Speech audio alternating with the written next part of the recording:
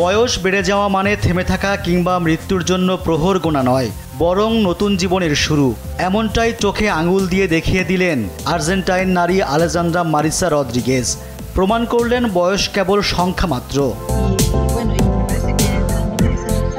আলেজান্দ্রার বয়স 60 বছর। জীবনের পড়ন্ত বেলায় সুন্দরী প্রতিযোগিতার মুকুট জিতে ইতিহাস গড়েছেন তিনি। জিতেছেন মিস ইউনিভার্স বুয়েন্স আইরেস প্রতিযোগিতায় সেরা সুন্দরীর খেতাব। আলেজান্দ্রা বিশ্বের প্রথম নারী যিনি 60 বছর বয়সে কোনো সুন্দরী প্রতিযোগিতায় বিজয়ী হলেন। এতেই বিশ্ববাসীকে তাক লাগিয়ে দিয়েছেন। তিনি শুধু বিউটি কুইন নন, পেশায় একজন সাংবাদিক ও আইনজীবী। মুকুট জয়ের পর অনুভূতি প্রকাশ করে তিনি বলেন, সৌন্দর্য প্রতিযোগিতায় নতুন এই দৃষ্টান্ত স্থাপন করতে পেরে আমি রোমাঞ্চিত। আমরা একটি নতুন অধ্যায় উন্মোচন করেছি, যেখানে নারীদের শারীরিক সৌন্দর্য নয়, মূল্যবোধ দিয়ে বিচার করা হয়।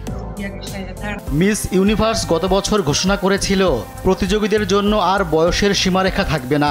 এই বছরের শুরু থেকে 18 বছরের বেশি বয়সী যে কোনো নারী প্রতিযোগিতার জন্য যোগ্য বলে বিবেচ্য হবেন। এর আগে শুধুমাত্র 18 থেকে 28 বছর বয়সী নারীরা এই প্রতিযোগিতায় অংশ নিতে পারতেন।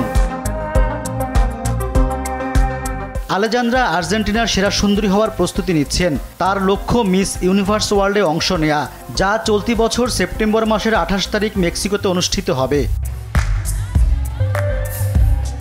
শুধু আলেজান্দ্রা মারিসা রদ্রিগেজ নন, এবছর ইউনিভার্স প্রতিযোগী 47 বছর বয়সী হেইদি ক্রুজকে নিয়েও আলোচনা হচ্ছে। তিনি চলতি বছর ডমিনিকান রিপাবলিকের হয়ে মিস ইউনিভার্স প্রতিযোগিতায় অংশ নেবেন। রেজওয়ান সিদ্দিকী, দেশ টিভি।